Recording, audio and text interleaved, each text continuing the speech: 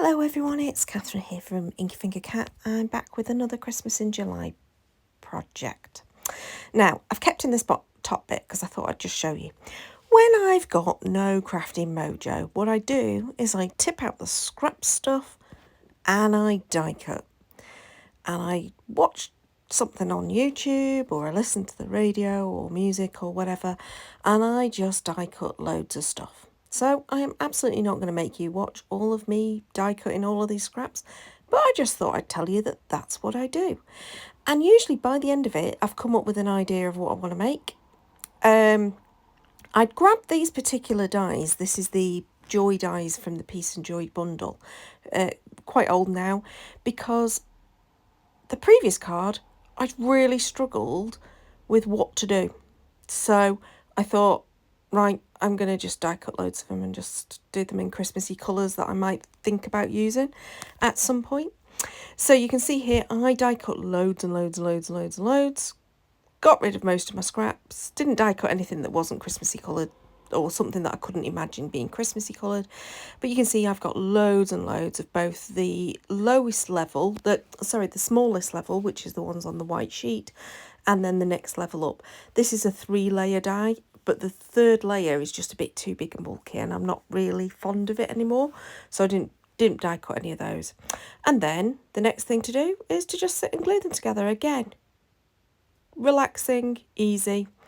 And again, I'm not going to make you watch me do all of this. I just thought I'd keep this in to just show you what I do when I've got no mojo. Now, the other thing I do when I've got no mojo, there you go, this is the huge amount that's there, is I make backgrounds.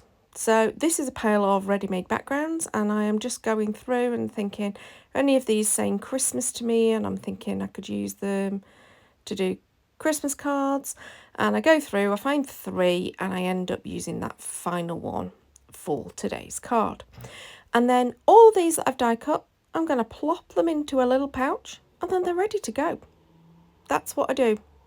So my idea was, let's use this piece of inky paper, put 3 of the joys on there, and I decide to obviously make the paper look a little bit more Christmassy, because it doesn't look particularly Christmassy at this point in time, by just using some white gesso through a stencil that's the snowflake stencil. I'm pouncing using a little sponge, and that's just going to give me quite a subtle but a pretty snowflake in the background. And there you go, it's now going to be a Christmas card. Now, sometimes I have to be really careful when I'm cleaning this stencil, because it does lift up because there's so many little intricate bits. Oh, and because I can't help myself, I do add some splatter. Well, there was some gesso on the thing, I needed to use it. So, once I've dried this, I'm still not entirely sure what I'm going to do, and it's not very flat. But I decided that, right, well, let's trim it down so it's the right size to go on a normal sized card, although I don't end up making a normal sized card. I'm just adding a little bit of ink to the edges. I think I use Lucky Clover, because I think there's some Lucky Clover in what I've done. I could be wrong. Because obviously when you make these all in advance, you can't remember what you've done. You've just spent ages making lovely cards. Anyway, because it wasn't very flat, because it was only a thin cardstock, I did sandwich it in a piece of scrap paper and ran it through my Big Shot just so it would flatten it out, and that works a treat, especially because I'd adhered it already down to that other layer of white card. So I've decided at this point I want to add in another colour, and I go for this coral, which doesn't look right, but there is a little bit of like corally colour in the background in that inky thing, but it doesn't look the right colour for a Christmas card. So I grab an embossing folder, I use some candied apple on the embossing folder, ran it through, and that's darkened it up, changed the colour. Now you can see there's a load of ink on that embossing folder now. So I'm just using another piece of scrap leftover white cardstock, running that through, and that'll be good for another card at some point. This is what I do when I try not to waste the ink that I've put on. I know my ink's going to last for ages, so there's no need to.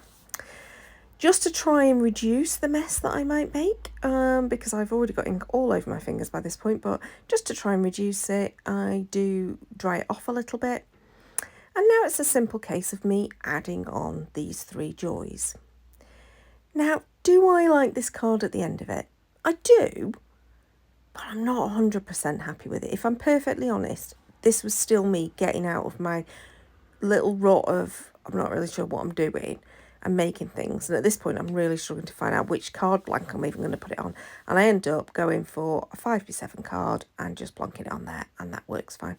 But yeah, sometimes you make things that you're not totally in love with. I don't dislike it. I'm just not totally in love with it. I think it was probably better without the corally red bit, but you know, hey ho. So I've added some gems on, and then I just want the rest of the sentiment, which I probably should have done before I put the gems on, but didn't. I really was in a funny mood when I was doing this.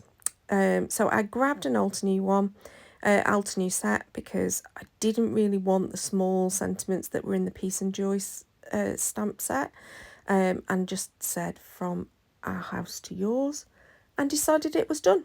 So as I say, I don't dislike it, I just don't really love my card. What do you think? Was it better without the red?